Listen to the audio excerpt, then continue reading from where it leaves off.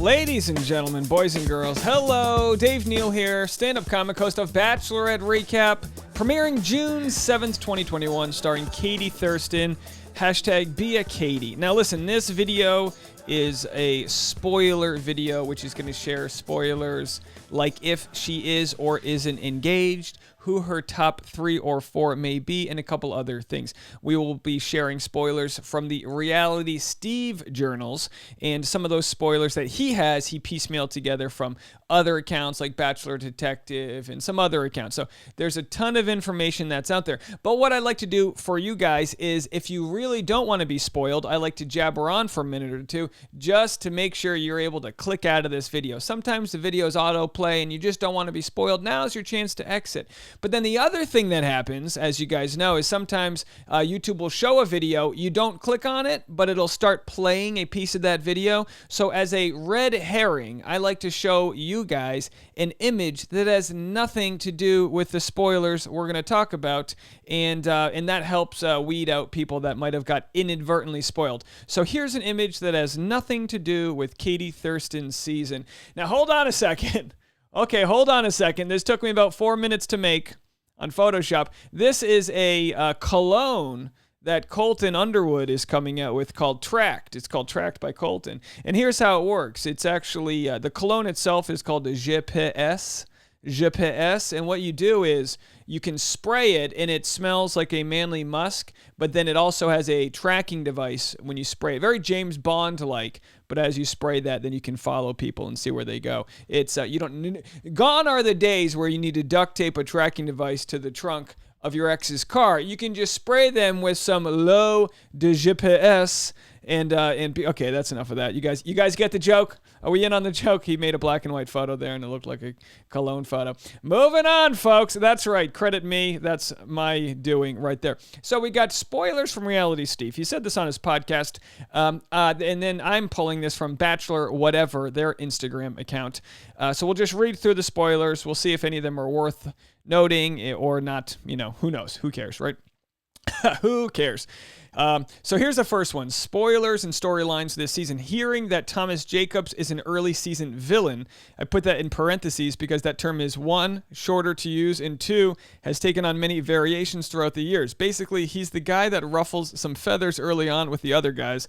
I believe he gets an early rose, thus making him look like an early favorite that quickly wears out his welcome with some of the others, and Thomas ends up getting eliminated in like episode 3 or 4. Yeah, usually the villain makes it to like the 2-on-1 date, looking at you, Chad Johnson, you know what I mean? But sometimes the villain's so atrocious they get kicked out early, looking at you, Yosef Yusuf, which, by the way, I still get comments from people calling me a simp for disagreeing with Yosef Yusuf. It's like, listen, you can have the right opinion, it's the way you deliver it. Yosef might have been right in standing up for not wanting, nude dodgeball or whatever the case may be, but the reason he had such a strong opinion is because she shamed him in front of all of his peers. You understand? You have to know what is actually happening to have that conversation, but some people don't like to think too deeply into things.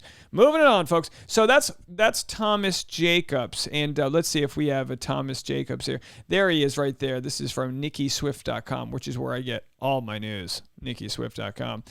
Katie Thurston's Bachelor season almost here. They show him. What do we need to know about him? Right? He's gonna ruffle some feathers. We'll have to see how it goes. What's his quote? His Instagram bio says, "I love helping people and appetizers." Well, let's see if he's got the awesome blossom energy or if he leaves Katie feeling something she doesn't want to feel in her stomach. Because that's what you get with an appetizer, right? You either love it or you're like, why did we get the stuffed jalapeno poppers? You know what I mean? Don't be a stuffed jalapeno popper is my point. All right, moving along. That spoiler didn't really mean much to anybody. As you know by now, Blake Moynes shows up rather early in the season. He of Claire Tasha's season. Blake makes the final 4 along with Greg Grippo. I love a good alliteration when it comes to a name. Greg Grippo. What's his name? Middle name better be Gerald. Greg Gerald, the Triple G, the First Impression Rose recipient, and John Hersey.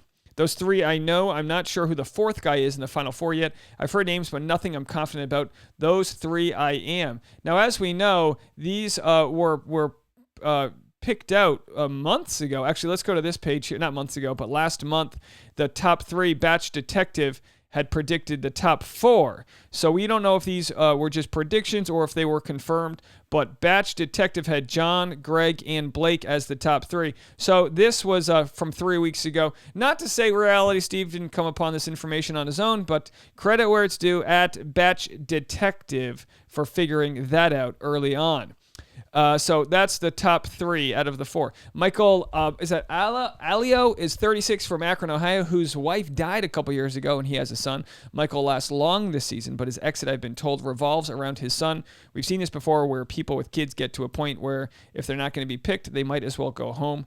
I don't know any of the exact details regarding his departure. I just know either Katie sends him home to be with his son or he wants to leave because of it. I believe he makes it to the episode before Hometowns. Well, I'm looking forward to hearing that story. I love a good story. I hope there's some positives to how it all ends. That sounds heartbreaking, and his wife passed away.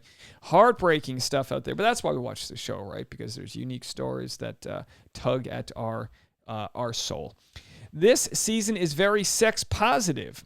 No surprise there, right? Which should surprise no one. They've already started the season with a tagline, "See what the buzz is all about," which is in reference to Katie's bringing the vibrator night 1 of Matt's season. We already know by the first promo, one of the guys, Cody, brings a blow-up doll the first night. I can also tell you there's a group date this season where the guys have to show their sex moves. So yeah, any thought that this franchise was going to move away from the sex-themed dates or numerous sexual innuendos we see season in and season out, well, you can throw that idea out the window this season. There will be plenty of talk and dates that are sexual in nature. The sex thing is played up more so than normal this season from what I'm being told. Interesting. So they didn't back away from the sex talk. They backed into it, if you know what I mean. The old back into the sex talk, as they do. Never got the sex talk growing up in my life, raised Catholic. My mom just gave me a couple of Oprah magazines and said, figure it out. I'm like, what's Stedman all about? What's going on with Gail? I need to know more. You know what I mean? All right, folks, I digress. And hey, guess what? My merchandise is actually on the bottom of this video. Can you see that? They finally linked the merchandise. Shout out to L-Dog, my great graphic designer. You can check out that merchandise, customize it to a mug, a hat, whatever you want. All right. So anyhow, folks, let's get right into this. Okay, so Cody brings a blow-up doll. Look, no one's surprised there. Someone asked me in the comment section, they said, is a blow-up doll the male equivalent to a vibrator? And I was like, no. The blow-up doll is the male equivalent to the penis straw that women use when they go on their bachelorette parties. The blow-up doll is purely fanfare. It's purely decoration. It's your Nirvana poster in the background. The blow-up doll is not what men are using to replicate. I mean, that maybe in the 70s, but come on, with silicone technology, oh, come on. But the point is, or there is no point there in a blow-up doll. Nothing but soft edges there. Don't pop it. Come on now, needles. So the point is that the male equivalent would be the synthetic vagina, the fleshlight of sorts. That would be the male equivalent to the vibrator. Which, of course, shame men all you want. Shame them all you want. But there is a stigma for male sex toys, by all means. Because I talk about this on stage in my stand-up act, if you didn't watch my previous videos. How, like, women brag. I have this bit. I go, women brag about their sex toys like it's a new Tesla they just bought. It's smooth. It's got a sleek design. If you hit all the buttons, it comes in ludicrous mode. But if you don't wash it, it smells like Elon's Musk. You know what I mean? But a guy talks about his, fleshlight. A girl goes, what? That's disgusting. What do you do with it? And he's like, you stick it between the couch cushions like a man. All right, folks, moving along. What are you doing? What are you doing here, guys? It's going to be a sexual season. We're going to talk about these things. Normalize the talk about sex toys, okay? I always wonder what my landlord thinks on the other side of the walls. What's he talking about over there? Blow-up dolls and couch cushions? What's happening? All right, so let's move it along. Okay, leave a comment. Let me know what you think. Aaron Clancy and Cody Menk both live in the San Diego area. I don't know if they knew each other per se, but they definitely at least knew of each other and ran in the same friend circle. So one earlier season storyline is that Aaron went to Katie and told her Cody was a party guy, not really there for her. Cody found out about this and confronted Aaron. I don't think it got physical, but Cody ended up getting eliminated in that moment, or at the next rose ceremony. Aaron went home a couple 1 or 2 episodes later. Oh, he's a real party guy. You got to be careful, Katie. You don't want a party guy, cut to photos of Katie nonstop partying. Hey, she deserves it. She was in quarantine for a year. Let her live her life. She got vaccinated. All right, let's see if one of these guys can give her the 3rd dose, if you know what I mean. What are we talking about? This is a good one. I guess the biggest spoiler I have for you is this. Katie is engaged. Oh, it worked out again, folks. Another season of the show where we can find out in our great country of the United States of America, a stranger getting engaged, potentially short-term, maybe long-term. We'll have to see how it plays out. However, I don't know to who. I mean, we know 3 of the final 4 are Blake, John, and Greg, so they are obviously 3 of the 4 people. I know you may ask, how can you know she's engaged but not know who to? Trust me, it's possible. I'm just not going to give up sources on that. Oh, could it be Neal Lane? Could Neal Lane be the source? So yeah, it's possible to know one and not the other. Katie definitely got engaged at the end of this. And unless she breaks up before the finale, which I guess anything can happen, but she's happy and engaged as we speak, so I'd expect that to last. The question I've always been like, is it going to be Blake? Here's a photo from Blake in New Mexico doing his part filming. People just think, you got the bounce here, which, takes the sunlight, bounces it off this. The other side of this is white. You get a nice white bounce. It makes his face look nice. You got the camera guy over there. Apple boxes. You got to sit down. He gets tired. This guy's got some tape. You always need tape, clamps. You know what I mean? So anyway, there's Blake, and of course, where's the other photo of Blake? This is Blake looking like Sasquatch as we call him, just the hairy Canadian himself. Could Blake be the next Bachelor? Could he be the next Bachelor? I'd be okay with that. I've always liked Blake. Thinks he's got a nice, goofy, weird sense of humor. Love a Canadian sense of humor. We got a big Canadian fan base out there looking at all of you guys. So anyway, is that the end? No, there's one more here. Let's see the final. Oh, no, that's it. So that's all we have there. And let's go to Reddit, see what Reddit's saying. Oh, we hate Dave. Okay, not surprised. What else do we have here? Let's go to best. Let's just read a couple random comments from people who have read these spoilers and see what they think about all of this. We're loading up nice and slow. Anyone else notice that his writing tone is significantly different? I guess I'm glad it's more neutral, but I'm still pretty salty about his and Colton's lack of responsibility. Apologies. To me, change starts with full acknowledgement, and the lack thereof just makes me feel even dirtier when reading his change of tone. This is a response to Reality Steve. Oh boy, you never want to be this story. Now, I actually think most people thought Reality Steve's apology was really good. Of course, he went down the list like he was doing a PowerPoint of all the things he was sorry for. Maybe he didn't hit on everything. I'm not entirely sure. It's not my apology to accept, so I'm just here to give my own opinion on things. Apologies don't mean much if you don't change, so we'll have to see what happens.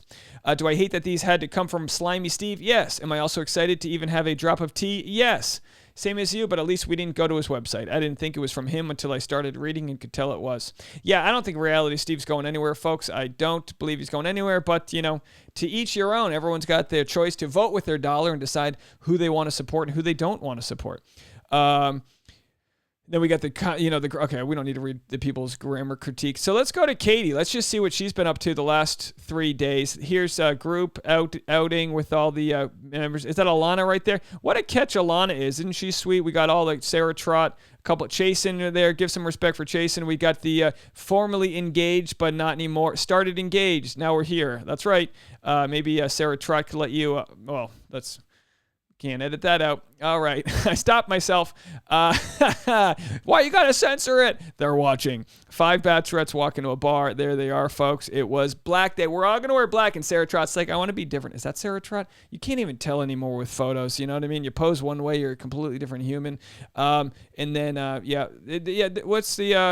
Alana, right? I don't even remember her from this season, but Alana and Katie apparently are pretty close. And here's what I love. Can I tell you guys something? Here's what I love about Bachelor contestants. They promote the heck out of each other. This is what I love. I love the comment section. Rachel Kirkconnell. Y'all, does anyone see my jaw? It fell to the floor. I can't find it. I love it. And then we go to her next one. Let's see. Her next one. That's the same. Let me go to, okay, so let's go to the next one here. Let's see what we got here. I just love to see, and maybe I'm obsessed, the different people commenting here. Let's see. Do we have, we didn't have one from, I kind of felt like there were more from Rachel Kirkconnell. I could be wrong. Here's another one. You are so hot, I can't deal. Oh, I just love how supportive women are. Listen, ladies, if you post a sexy photo and one of your besties doesn't comment on it, it wasn't a mistake. She's not your real friend, okay? Just, you heard it from here. You heard it from me first, okay? She wasn't your friend. So anyway, that's, okay, I went on a real digression there, but that's what we're here for, folks. We're here for spoilers and irreverency, and that is my life. So let me go back here before YouTube flags me for being a creep. I wasn't being a creep, though. I was just promoting people's Instagrams, as you do. So we go back to Katie. Let's just go through her Instagram stories and see what's happening on her little vacation that she's got going on here. Let's go back to the beginning. This is her vacation she's on in San Diego, which, of course, it wasn't 12 hours into the vacation before she had to apologize for being accused of queer baiting. That's up for you to decide. I'm staying out of that one. There's Alana right there hanging out on some hotel furniture. Yankees cap, doing her thing, working on that social media game. Very cute. What's next here? Katie's doing like the brunch in the morning, and then she's got the Sarah Trott reposting there. Big feast. Okay, yep, there it is. I'm sure they're all vaccinated. I'm sure everyone's being safe. Oh, but now we got the mask on just in case. We're indoors here. Very nice. All right. Squad goals. Already showed that. And then this is Tammy and Chasen right there. I always liked Chasen. You know, you got in a lot of trouble for calling someone a smoke show, but isn't that just synonymous with saying when someone's hot? Words have meanings, folks. I love the linguistics of it all, but what can I say? What can I say? You know what I mean? Maybe smoke show's degrading. Look, I feel like smoke show is degrading until someone calls you a smoke show, and then you're like, oh, thanks, still got it. I mean, like, no one calls me a smoke show. If you want to call me a smoke show in the comment sections, I will gladly accept that, but I understand that people don't want to necessarily be targeted based on their physical looks only, you know. But maybe Chasen could have said, you know what, she has a smoke show soul. Say that 5 times fast. She has a smoke show soul. Maybe that's what it was. Chris Smoke Shows. All right. Okay, so there it is. We go through it all. Greg Grippo, he might be a finalist. No one really knows. And that's all we got. Bach Detective originally broke their predictions. Maybe it came from somewhere else and I'm missing it. But that's all the info we have for you guys. Oh, yeah, don't forget, I've got my vlog channel here. I posted a throwback video to a year ago when I made a vlog hunting down choose a size toilet paper. It's actually a lot of fun. It's a good slice back of the early days of the pandemic. If you want to check that out. I was going to release a new vlog today, but after the Colton news from last week, it slowed down my editing. I mean, the Colton news from yesterday really pushed my day back. So Tracked by Colton came out, of course, his new cologne, and you can buy that on my merch store, which is below if you want. I'm kidding. I'm not selling it. I learned the hard way. You can't sell merchandise with someone else's name or someone else's face, at least, on it. I learned that from the Bumpin' Harrison's t-shirts I was going to make. Anyway, folks, all right, get your cologne. I'll talk to you guys later. Leave a comment below and check out the vlogs. So my new vlogs comes out tomorrow is the whole point of all that. All right, bye now.